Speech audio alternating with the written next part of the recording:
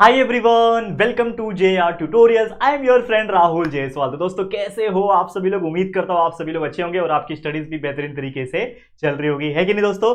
तो चलो, जैसा कि आप जानते हैं कि हमने एक न्यू बैच स्टार्ट किया हुआ है जिसमें आप लोग के लिए बेहतरीन तरीके से सारे के सारे चैप्टर्स हम पढ़ाने जा रहे हैं दोबारा।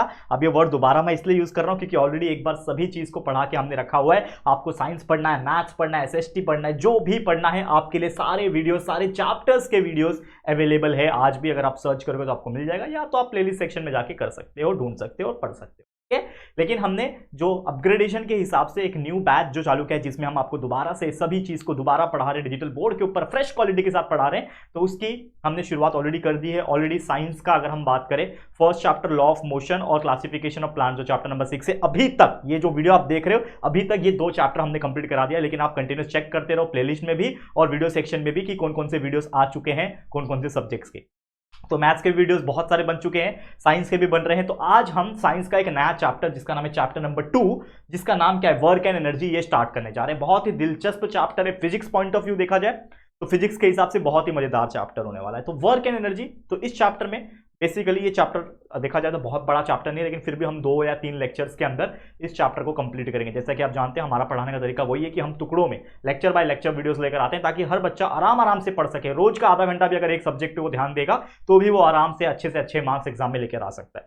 तो आज हम स्टार्ट करेंगे वर्क एंड एनर्जी, जिसमें हम समझेंगे कि वर्क क्या होता है, डिस्प्लेसमेंट क्या होता है, जो कि ऑलरेडी चैप्टर नंबर 1 में भी हमने डिस्कस किया था। और उसी के बेस पे कुछ चीजें हैं जो हम टॉपिक वाइज डिस्कस करेंगे। तो हमारे साथ बने रहना और प्यार देते रहना और अपने सभी दोस्तों को शेयर करके बता देना कि राहुल सर ने नया बैच चालू किया है, तो इसके वीडियोस भी जरूर से देखें। ठीक है, शुरू करें। चलिए शुरू करते हैं हम लोग। तो वर्क एनर्जी में लेक्चर नंबर 1 आज का होने वाला है। तो फर्स्ट टॉपिक क्या है? तो फर्स्ट टॉपिक पहले समझते हैं कि what do you mean by work. Work मतलब क्या होता है?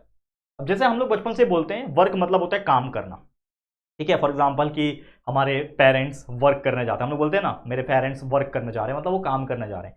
कोई इंसान ऐसा होता है जो मेहनत का काम करता है, जैसे कि कंपनी में जाता है, कोई फैक्ट्री में जाता है, ड्रम जो बड़े बड़े ड्रम्स होते हैं उसको पुश करने का काम है, या फिर कपड़े जो होते हैं उसको साइड रखने का काम है। मतलब इन शॉर्ट उसको वर्कर कहा जाता है। ठीक है, वो वर्क करता है, इसके लिए उसको वर्कर कहते हैं। आज के डेट में वर्कर को एक नया नाम दे रखा है, हेल्पर। ठीक है, हेल्पर है, ये क्या है, इस कंपनी में हेल्पर का काम करता है। वर्कर्स बोल लो, हेल्पर्स बोल लो, वो काम क्या करते हैं, बहुत ही ज्यादा मेहनत वाला काम करते हैं, इसके लिए उसको वर्कर कहा जाता है। तो वो क्या कर रहा है, काम कर रहा है। तो यहाँ पे जो फिजिक्स पढ़ रहे हैं हम लोग, साइंस का जो पार्ट है, ये फिजिक्स का पार्ट है, ये हम लोग पढ़ रहे हैं। इसमें वर्क का मतलब भी वही है, काम, काम होना। तो ये वर्क का एक्चुअल मीनिंग क्या है? तो इसका मतलब ये है कि work is set to be done. कोई भी काम तब होता है जब कोई भी फोर्स अप्लाई होता है कोई भी ऑब्जेक्ट के ऊपर। जैसे एग्जांपल मैंने दिया कि एक वर्कर है, एक इंसान है जो ड्रम्स जो होते हैं, केमिकल के ड्रम्स होते हैं, और उसको पुश करता है और उसको एक जगह से दूसरी जगह रखता है with the help of machine, with the help of वो ट्रॉली ट्रे होता है उसके हेल्प से कर रहा है या फिर अपने हाथों से कर रहा है। लेकिन कहीं ना कहीं वो क्या कर रहा है, एक फोर्स अप्लाई कर रहा है। वो क्या कर रहा है बच्चा, एक फोर्स अप्लाई कर रहा है। और वो फोर्स अप्लाई करने की वजह से उस ऑब्जेक्ट का डिस्प्लेसमेंट हो रहा है, यानी एक जगह से वो ऑब्जेक्ट दूसरी जगह मूव हो रहा है, यानी उस ऑब्जेक्ट का क्या हो रहा है, डिस्प्लेसमेंट हो रहा है। यानी कि कोई भी काम तब होता है जब कोई भी ऑब्जेक्ट के ऊपर फोर्स लगे और उस फोर्स लगने की वजह से वो ऑब्जेक्ट का पोजीशन चेंज हो जाए, यानी इन शॉर्ट उसमें डिस्प्लेसमेंट आ जाए। तो उस चीज को मैं बोलूंगा वर्क डन। मतलब क्या हुआ, काम हुआ, कुछ तो काम हुआ। अगर ये मार्कर है, ठीक है, ये मार्कर को मैंने अपना हाथों का फोर्स लगा के यहां से उठाया और इस टेबल के ऊपर, जो कि नीचे है, आपको शायद नहीं दिखेगा वो टेबल, लेकिन वो टेबल के ऊपर मैंने रखा, तो क्या हुआ, मैंने अपना फोर्स लगाया और फोर्स लगा के ऑब्जेक्ट को एक जगह से दूसरी जगह रखा। मतलब यहां से लेके उस टेबल तक क्या हुआ, उस ऑब्जेक्ट का डिस्प्लेसमेंट हुआ। तो मेरे फोर्स लगाने की वजह से ऑब्जेक्ट का डिस्प्लेसमेंट हुआ। मतलब इन शॉर्ट क्या हो रहा है, ये एक काम हो रहा है। ये मैंने क्या किया, एक काम किया। क्या काम किया कि मैंने ये ऑब्जेक्ट को यहां से यहां रख दिया, तो ये क्या हो गया, वर्क डन हुआ। तो this is known as the work done. ठीक है, तो वर्क डन किससे होता है, फोर्स के वजह से, और फोर्स की वजह से क्या होता है, डिस्प्लेसमेंट होता है। तो इसके लिए वर्क का एक फॉर्मूला बन जाता है, work is equal to force multiply by displacement. तो आपको कोई पूछेगा what do you mean by work, तो वर्क डन मतलब force multiply by displacement. Force into displacement is nothing but the work done. याद रहेगा, बहुत इजी टॉपिक है ये सब चीजें, बस दिमाग में रखना है और कुछ नहीं। तो वर्क डन मतलब क्या कि कोई भी ऑब्जेक्ट के ऊपर फोर्स लगे, उस फोर्स के वजह से अगर कोई ऑब्जेक्ट मूव कर जाए यानी डिस्प्लेसमेंट हो जाए, तो उस चीज को वर्क डन बोलेंगे। फॉर्मूला क्या है वर्क डन का, फोर्स मल्टीप्लाई बाय डिस्प्लेसमेंट। तो वर्क का शॉर्टकट, अगर मैं शॉर्टकट फॉर्म की बात कर लेता हूं यहां पे, तो वर्क को हम लोग लिखते हैं W से, फोर्स को लिखते हैं F से, और डिस्प्लेसमेंट को हम लोग लिखते हैं S से। तो W is equal to F into S। W is equal to F into S is the formula for calculating the work done. आपको क्वेश्चन एग्जाम में पूछ सकते हैं कि भाई ये क्वेश्चन है, इसके हेल्प से वर्क डन निकालो। तो एक एग्जांपल मैं लेकर आया हूं। वैसे एग्जांपल को समझने के पहले हम लोग समझ लेते हैं कि इस वर्क का यूनिट क्या होगा। तो यूनिट आप जानते हो, कोई भी चीज का यूनिट कब निकल सकता है। फोर्स का यूनिट आप जानते हो न्यूटन होता है, और मल्टीप्लाई बाय डिस्प्लेसमेंट का यूनिट होता है मीटर। तो न्यूटन मीटर, ठीक है, न्यूटन मीटर। वर्क डन का मतलब क्या हो गया, न्यूटन मीटर, ठीक है, न्यूटन मीटर। और इसको न्यूटन मीटर को एक और नाम से जाना जाता है, ठीक है, एक और नाम से जाना जाता है जिसको बोलते हैं जूल। तो ये उसका क्या हो गया, एसआई यूनिट हो गया, यूनिट। याद रहेगा, ये सब चीजें छोटी छोटी चीजें हैं जो आपको याद रहेगा। वैसे इसके ऊपर पूरा का पूरा टॉपिक है हमारा जो यूनिट है ना, इसके ऊपर एक पूरा टॉपिक है जो हम लोग को आगे पढ़ना है, टेंशन मत लो, ठीक है। अगर आप आगे बढ़ोगे तो पूरा का पूरा एक टॉपिक है जो हम लोग पढ़ेंगे, टेंशन मत लो। तो हम लोग सबसे पहले, जैसे मैंने बोला कि अगर आपको कोई क्वेश्चन पूछता है कि अच्छा ये काम हो रहा है, इतना फोर्स लग रहा है, इतना डिस्प्लेसमेंट हो रहा है, तो इसका वर्क डन कैलकुलेट करो। तो इसके ऊपर एक क्वेश्चन है जो कि आप देख पा रहे हो, मैंने लिख के लाया हुआ है। एक एग्जाम्पल है, क्या बोल रहा है वो एग्जाम्पल, कि रवि नाम का एक व्यक्ति है, उसने क्या किया, एक फोर्स अप्लाइड किया 10 न्यूटन का। 10 न्यूटन का, आप जानते हो फोर्स का यूनिट क्या होता है, न्यूटन होता है, डिस्प्लेसमेंट का यूनिट मीटर होता है। तो वर्क डन क्या है, माफ करना, फोर्स क्या अप्लाई हो रहा है, 10 न्यूटन का वो ताकत लगा रहा है। Moved a book 30 centimetre in the direction of the force, यानी कि उसने उस बुक को हटाने के लिए एक ताकत लगाया, एक फोर्स लगाया 10 न्यूटन का, जिसकी वजह से वो बुक का जो डायरेक्शन है वो चेंज होके 30 सेंटीमीटर दूर चला गया, यानी कि उसने थोड़ा सा मूव कर दिया, यानी डिस्प्लेसमेंट हो गया। तो हमें पूछा है calculate the work done by Ravi, यानी रवि ने कितना काम किया वो कैलकुलेट करो। तो बहुत ईजी है। तो सबसे पहले क्या दिया हुआ है, गिवन लिखेंगे हम लोग। तो गिवन क्या क्या दिया हुआ है, सबसे पहले दिया है फोर्स। तो फोर्स का वैल्यू हमें दे रखा है 10 न्यूटन का, 10 न्यूटन का फोर्स दे रखा है। और इसके अलावा हमें मूव्ड अ बुक, मतलब बुक मूव हो रहा है, मतलब क्या दिया, डिस्प्लेसमेंट, जिसको एस के नाम से डिनोट किया जाता है।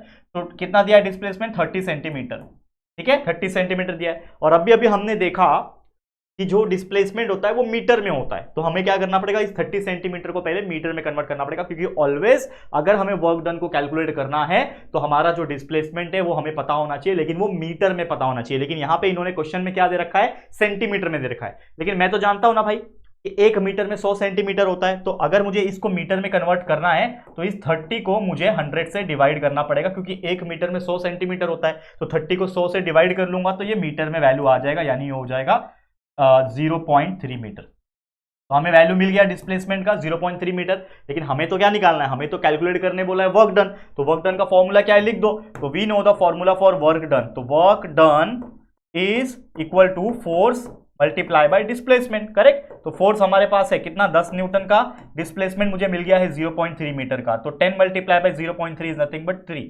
आंसर क्या है, 3। और यूनिट क्या होता है वर्क डन का, जैसे मैंने बताया न्यूटन मीटर, जिसको जूल बोलते हैं, या फिर इन शॉर्ट इस जूल को जे से भी डिनोट किया जाता है, कैपिटल लेटर जे से डिनोट कर सकते हैं। तो 10 मल्टीप्लाई बाय 0.3 इज 3, और आप लिख सकते हो जे, 3 जूल, ठीक है। तो ये हमारा आंसर आ गया, 3 joule is the correct answer.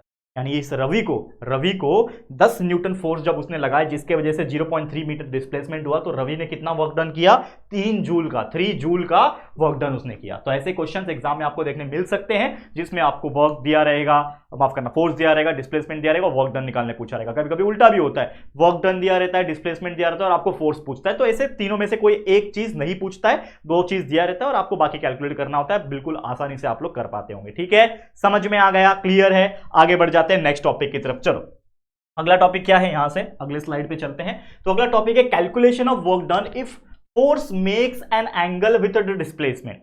यानी कि अगर हमको कोई फोर्स लग रहा है, लेकिन वो फोर्स जो है, जो भी डायरेक्शन में लग रहा है और डिस्प्लेसमेंट जो डायरेक्शन में हो रहा है, उसमें पर्टिकुलर कोई एंगल क्रिएट हो रहा है, तो हम वर्क डन को कैसे कैलकुलेट करेंगे। क्योंकि जनरल तौर पे अभी मैंने क्या देखा कि कोई भी फोर्स अगर मैं यहां से अप्लाई करूं तो ये आगे बढ़ता है, ये हमें देखा।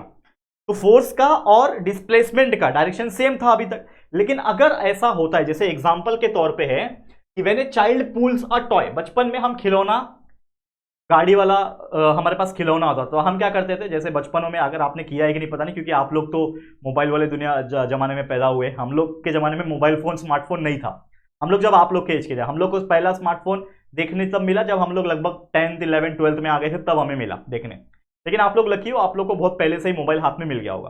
तो हम लोग के पास खेलने के लिए क्या होता था, खिलौने होते थे। खेलने के लिए हमारे पास खिलौने होते थे। आप लोग मोबाइल में वर्चुअल गेम खेलते हो, हम लोग रियल लाइफ में गेम खेलते थे ठीक है। तो हम क्या करते थे, वो गाड़ी को या फिर जो भी टॉय होता है ना, उसको रस्सी से बांधते थे और ऐसा खींचते खींचते लेके जाते थे। तो सेम ये लड़का है कोई, तो एक बच्चा है जो कि एक खिलौने को, जिसमें व्हील्स लगे हुए, मतलब एक इन शॉर्ट एक कार है, एक टॉय कार है, ये टॉय कार को रस्सी से बांधा हुआ है, स्ट्रिंग से बांधा हुआ है हाथ में पकड़ के, और ये आगे की डायरेक्शन में चल रहा है, जो कि आपको दिख रहा है।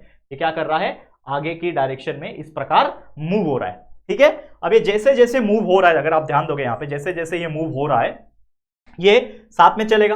तो इन शॉर्ट ये चीज क्या पता चला कि यहां पे जो खींच रहा है, तो आपका जो फोर्स होगा वो इस डायरेक्शन में होगा, मतलब ऊपर की तरफ फोर्स लग रहा है, क्योंकि हम इस तरीके से खींच रहे हैं ना, हमने हाथ को ऐसे पकड़ के रखा है, हाथ को ऐसे पकड़ के चल रहे हैं हम लोग, तो फोर्स कहीं ना कहीं ऊपर के डायरेक्शन में होगा। उसी चीज को प्रॉपर इलाबोरेट करने के लिए ये फिगर है हमारे पास। ये फिगर क्या बोलता है, अगर आप ध्यान दोगे तो समझ लो कि ये मेरा टॉय है।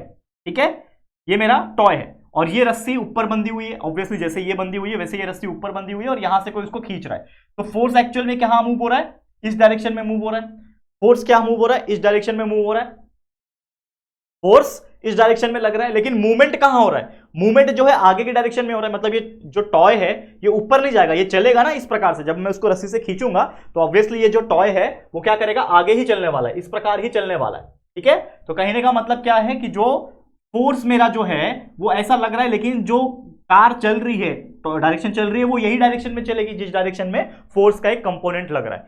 तो यहां पे क्या हो रहा है कि हम मान के चलते हैं, ठीक है, क्या बोल रहा है कि when a child pools a toy force is applied along the direction of the string, मतलब फोर्स जो स्ट्रिंग का डायरेक्शन है उसी डायरेक्शन में लग रहा है। तो हम सब चीज को मद्देनजर रखते हुए एक कंक्लूजन पे पहुंचते हैं कि let F be the applied force, यानी कि हमने मान लिया कि ये जो एफ है ये मेरे लिए क्या है, अप्लाइड फोर्स है। एफ मेरा जो मैं खींच रहा हूं, जो बच्चा खींच रहा है वो उसके लिए क्या है, फोर्स है, और फोर्स को मैंने मान लिया एफ।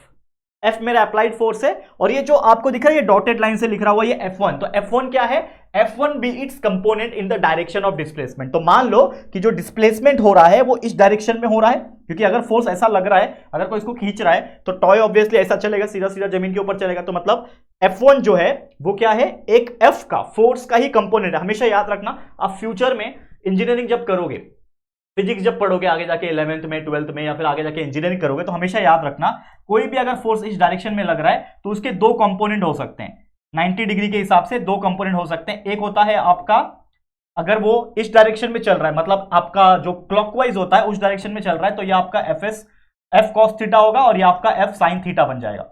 मतलब एक होता है उसका कॉस कंपोनेंट और एक होता है साइन कंपोनेंट। अब ये दिखने और सुनने में बहुत हार्ड लग रहा होगा आपको, क्या बता रहे हैं सर, लेकिन एक्चुअल में ये चीज समझो आप कि इसका मतलब ये होता है कि कोई भी एक फोर्स का दो हाथ होते हैं इन शॉर्ट। एक ये वाला हाथ, अभी मैं थोड़ा सा ना अलग लैंग्वेज में यूज कर रहा हूं ताकि आपको मैं समझा सकूं, क्योंकि आप 9th में हो। जब आप 11th 12th और आगे जाके इंजीनियरिंग वगैरह में जाओगे, उसमें फिजिक्स पढ़ोगे, आगे जाके मैकेनिक्स, इंजीनियरिंग मैकेनिक्स करके एक सब्जेक्ट वो पढ़ोगे, तो आपको ये रियल मेरी बात याद आएगी कि हाँ राहुल सर ने हमें बताया था बचपन में, ये सब चीजें याद रहेगी आप लोग को।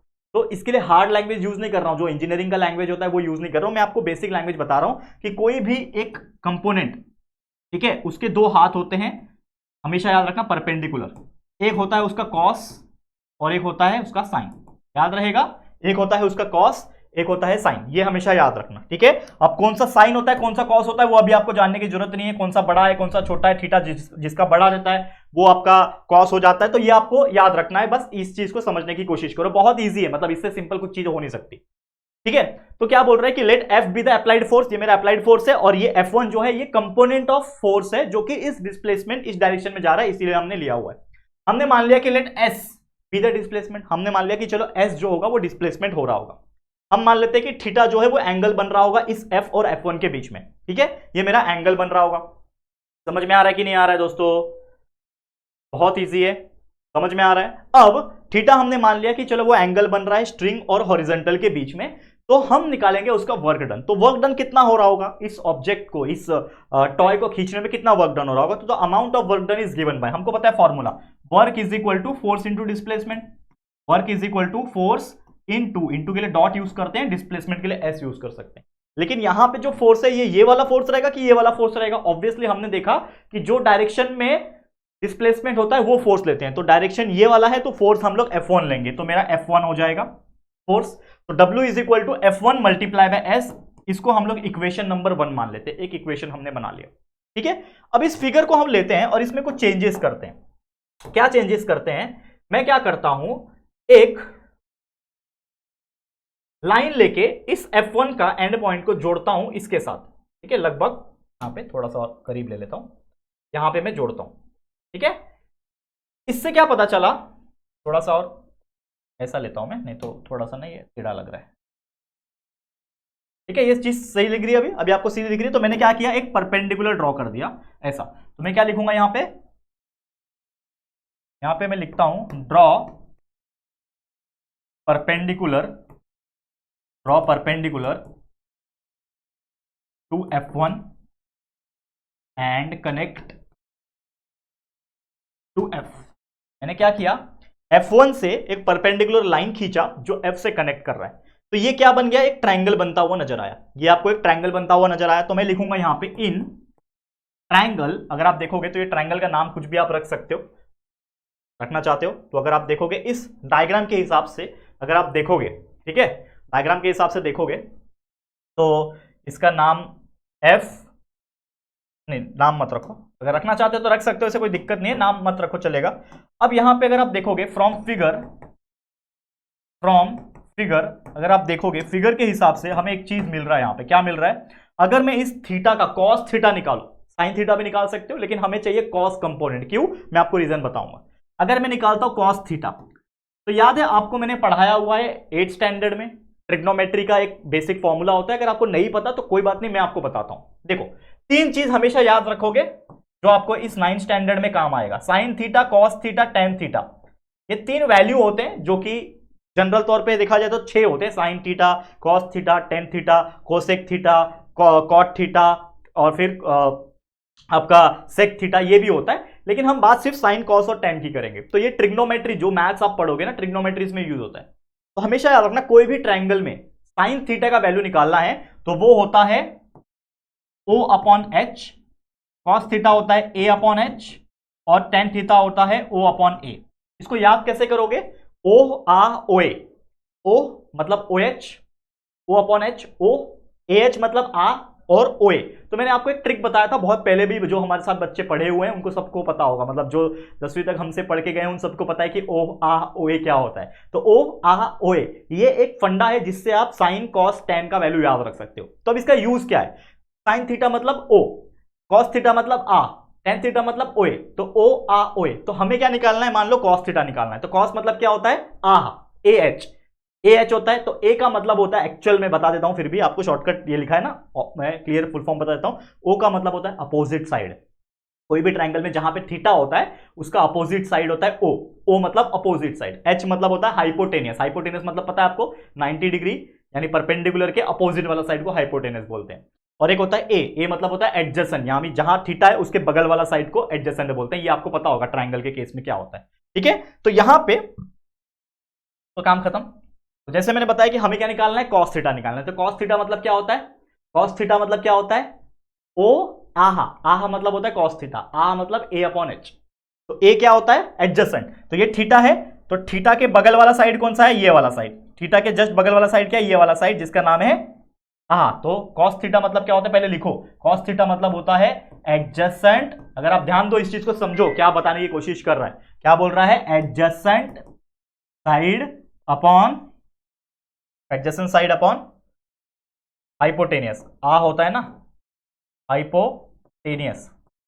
ठीक है, तो इस केस में कॉस थीटा में एडजेसेंट कौन है, F1, ठीक है, अपॉन हाइपोटेनियस कौन है, हाइपोटेनियस मतलब इस 90 के अपोजिट वाला, मतलब ये वाला साइड जो कि है F। तो F1 अपॉन F हो गया। Cos theta is equal to F1 upon F। ठीक है, समझ में आ रहा है। इसको मैं थोड़ा यहां मूव करता हूं बच्चा, इसको मैं थोड़ा सा ना यहां मूव करता हूं, और इस चीज को थोड़ा सा और यहां मूव करता हूं, जगह कम पड़ रहा है हमारे पास।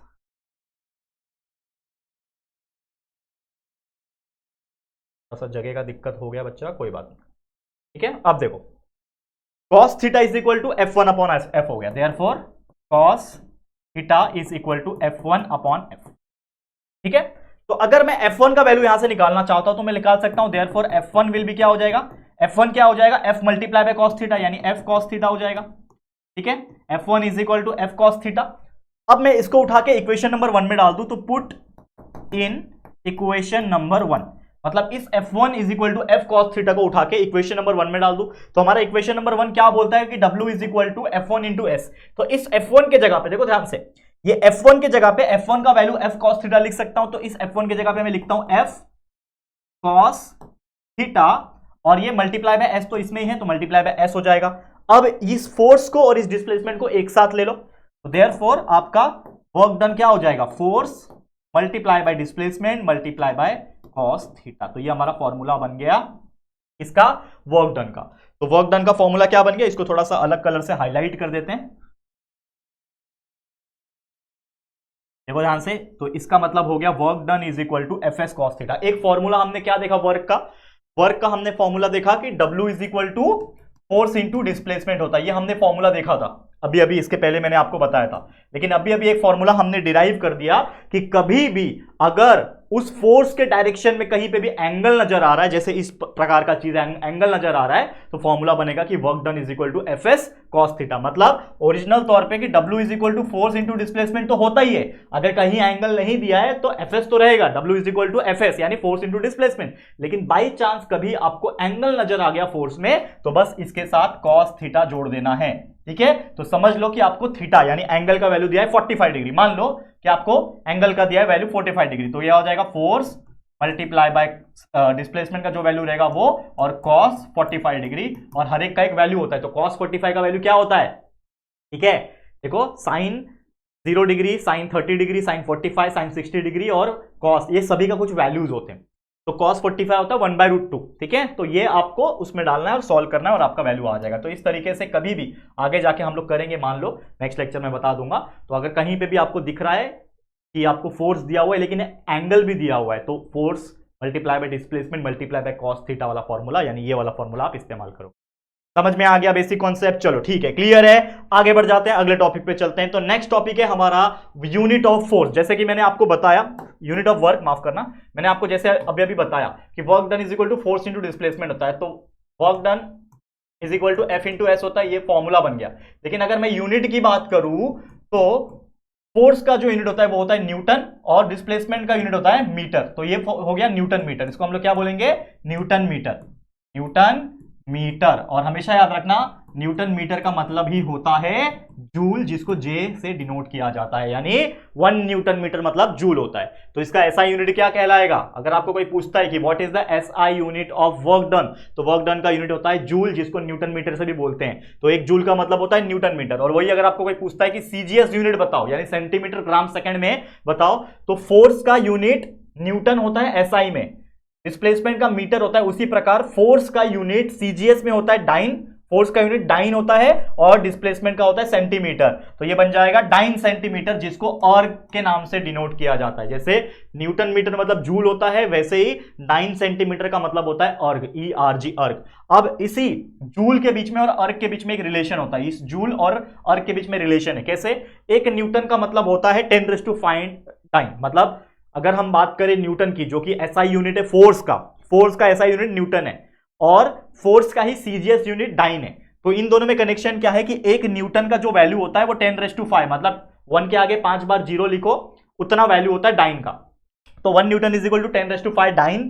तो 1 मीटर मतलब 10 स्क्वायर सेंटीमीटर, क्योंकि 1 मीटर में 100 सेंटीमीटर होता है, 100 मतलब 10 का स्क्वायर, ठीक है। तो एक जूल जो है, एक जूल क्या है, एक न्यूटन और एक मीटर है, एक न्यूटन और एक मीटर। तो 1 न्यूटन मल्टीप्लाई बाय 1 मीटर, तो 1 न्यूटन का वैल्यू क्या है 10⁵ डाइन, और 1 मीटर का वैल्यू है 10⁻² सेंटीमीटर। अब इन दोनों को प्लस कर दो, तो 10⁵ और 10⁻², तो ये हो जाएगा 5 + 2 10⁻7 डाइन सेंटीमीटर। और डाइन सेंटीमीटर को हम लोग क्या बोलते हैं दोस्तों, डाइन सेंटीमीटर को अर्ग बोलते हैं। तो ये हो जाएगा 10⁻7 अर्ग। यानी इन शॉर्ट 1 जूल का जो वैल्यू है, एक जूल का जो वैल्यू है वो 10⁻7 अर्ग है। तो कभी कभी ऐसे question fill in the blanks वगैरह में पूछे जाते हैं कि 1 जूल का वैल्यू कितना अर्ग होता है, तो 1 जूल इज इक्वल टू 10⁻7 अर्ग। ये आपको ध्यान में रखना है। क्लियर, समझ में आ गया बच्चा, क्लियर है, बहुत इजी एग्जांपल्स है। अब चलते हैं हमारे आज के आखिरी टॉपिक पे, जो कि है दोस्तों positive, negative and zero work. अब वर्क डन तो हमने समझ लिया, लेकिन वर्क में भी 3 प्रकार होते हैं। आपको याद है हमने फर्स्ट चैप्टर में एक्सेलरेशन पढ़ा था कि अगर फॉरवर्ड डायरेक्शन में जा रहे हैं तो पॉजिटिव एक्सेलरेशन, अगर रुका हुआ है तो जीरो एक्सेलरेशन, नेगेटिव डायरेक्शन पीछे की तरफ जा रहा है तो नेगेटिव एक्सेलरेशन। हमने positive, negative and zero acceleration देखा था। उसी प्रकार का है वर्क डन, यानी एक होगा पॉजिटिव वर्क, एक होगा नेगेटिव वर्क और एक होगा जीरो वर्क। तो क्या है ये तीनों डेफिनेशन से समझते हैं, फिर आपको एग्जांपल भी बताता हूं। अब पॉजिटिव वर्क क्या बोलता है कि when the force and the displacement are in the same direction, यानी कि अगर मान लो कि मेरे पास एक ऑब्जेक्ट है, उसमें अगर जो फोर्स लग रहा है, ठीक है, और उसका जो डायरेक्शन है वो भी आगे की तरफ है, मतलब जो फोर्स का डायरेक्शन है और जो डिस्प्लेसमेंट का डायरेक्शन है दोनों ही पॉजिटिव है, दोनों ही आगे की तरफ है, तो मेरा जो वर्क डन होगा W is equal to force into displacement वो भी ऑब्वियसली क्या होगा, पॉजिटिव ही होगा।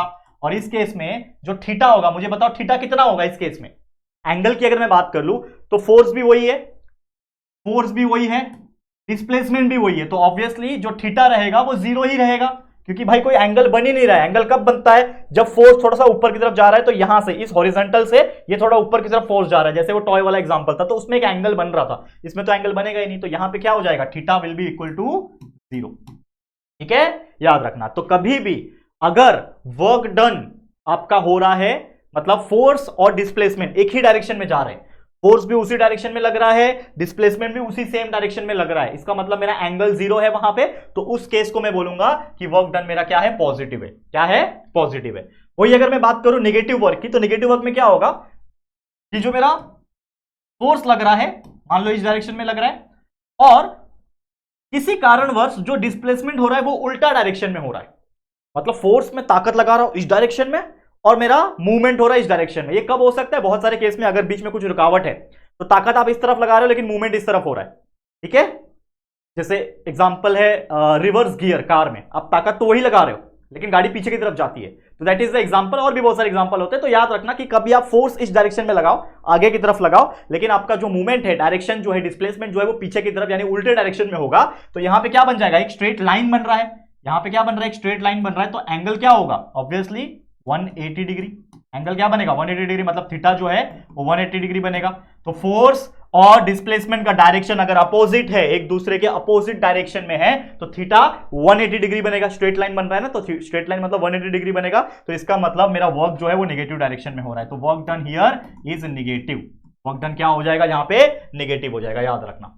और एक तीसरा कंडीशन है zero work done. Zero work done मतलब कुछ काम ही नहीं हो रहा है, तो काम कब नहीं होगा, कि जब भी applied force does not cause any displacement, यानी आप फोर्स लगा रहे हो, एक फोर्स लग रहा है, मान लो कि जैसे मैंने एक ऑब्जेक्ट है उसके ऊपर मैंने फोर्स लगा रहा हूं, लेकिन मैं फोर्स लगाया जा रहा हूं, लेकिन ये ऑब्जेक्ट मूव नहीं हो रहा, यानी ताकत लगाने के बावजूद, फोर्स लगाने के बावजूद भी अगर कोई डिस्प्लेसमेंट नहीं हो रहा, तो वर्क डन तो होगा ही नहीं ना, क्योंकि अगर डिस्प्लेसमेंट जीरो है, डिस्प्लेसमेंट नहीं हो रहा मतलब क्या है, डिस्प्लेसमेंट जीरो है, तो भाई वर्क डन भी तो जीरो होगा। तो इसका मतलब कि कोई ऑब्जेक्ट है अगर मान लो, ठीक है, और उसमें आप लगा रहे हो फोर्स इस डायरेक्शन में, ठीक है, लेकिन ये किसी कारणवश कि भाई इसमें कुछ तो ऐसा है कि ये डिस्प्लेसमेंट हो ही नहीं रहा है, या फिर एक परपेंडिकुलर डायरेक्शन में इसका डिस्प्लेसमेंट हो रहा है, तो ऑब्वियसली ये क्या बना रहा है, 90 डिग्री बना रहा है। थीटा क्या बना रहा है, 90 डिग्री बना रहा है ना, यहां पे जो थीटा बन रहा है वो 90 डिग्री बन रहा है, तो थीटा 90 डिग्री बन रहा है, मतलब वो मूव हो ही नहीं सकता, क्योंकि ऑब्जेक्ट ये है, डिस्प्लेसमेंट मेरा रुका हुआ है, क्योंकि इसके ऊपर एक इस तरीके से डिस्प्लेसमेंट एक्ट कर रहा है, मतलब वर्टिकली एक्ट कर रहा है, परपेंडिकुलर, और यहां पे मैं फोर्स लगाया जा रहा हूं, कोई मूवमेंट हो ही नहीं रहा है, वर्क डन तो होगा ही नहीं, मतलब डिस्प्लेसमेंट नहीं हो रहा है, तो वर्क डन भी नहीं होगा, तो यहां पे जो मेरा वर्क डन हो जाएगा वो हो जाएगा जीरो। तो इन केस क्या बोल रहा है यहां पे, कि अगर जब फोर्स और डिस्प्लेसमेंट परपेंडिकुलर हो, यानी फोर्स और डिस्प्लेसमेंट एक दूसरे से परपेंडिकुलर हो, तो मेरा थीटा 90 डिग्री हो जाएगा, और हम बोल सकते हैं कि वर्क डन जो हुआ जीरो हुआ। और इसको एक और तरीके से एक्सप्लेन कर सकते हो कि फोर्स लगाने के बावजूद भी अगर कोई मूवमेंट नहीं हो रहा है, कोई डिस्प्लेसमेंट नहीं हो रहा है, तो डिस्प्लेसमेंट जीरो है, और अगर डिस्प्लेसमेंट जीरो है तो force multiply by zero is nothing but zero, तो यानी वर्क डन मेरा क्या हो जाएगा, जीरो हो जाएगा। तो इस तरीके से हमने तीनों के तीनों वर्क डन यानी positive, negative and zero work done को मैंने प्रॉपर तरीके से एक्सप्लेन कर दिया है, और उम्मीद करता हूं आपको बहुत अच्छी तरीके से समझ में आ गया होगा। तो बस आज के लिए इतना ही, इसी के साथ ये वीडियो को मैं एंड करता हूं। उम्मीद करता हूं हमारा फर्स्ट लेक्चर आज के दिन जो हमने पढ़ा है वो आपको समझ में आ गया होगा। तो बहुत सारे टॉपिक हमने कवर कर दिए। अब अगला जो लेक्चर लाऊंगा, लेक्चर नंबर जो 2 होगा, वो बहुत इंपॉर्टेंट होगा, क्योंकि उसमें हम एनर्जी के बारे में बात करेंगे, जो इस चैप्टर का सेकंड पार्ट है। वर्क हमने समझ लिया, इस चैप्टर का नाम क्या है, वर्क एंड एनर्जी, तो वर्क हमने समझ लिया पूरा, लेकिन अभी अगले लेक्चर में हम लोग क्या करेंगे, एनर्जी को डिस्कस करेंगे कि एनर्जी क्या होता है भाई, उसके अंदर पोटेंशियल एनर्जी, काइनेटिक एनर्जी क्या होता है, ये सभी चीज हम डिस्कस करेंगे, लेकिन अगले लेक्चर का आप लोग वेट करना। आज के लिए इतना ही। ये वीडियो आपको कैसा लगा है जरूर से कमेंट करके बताना। वीडियो अगर पसंद आया तो प्लीज वीडियो को लाइक करना, शेयर करना अपने दोस्तों के साथ, और अगर पहली बार आए हो चैनल पे, अभी तक चैनल को सब्सक्राइब नहीं किया है, तो फटाफट से हमारे चैनल को सब्सक्राइब करके बेल आइकन को भी प्रेस कर देना, ठीक है दोस्तों। तो चलो फिर जल्दी मिलेंगे एक और नई वीडियो में, तब तक के लिए thank you and good bye.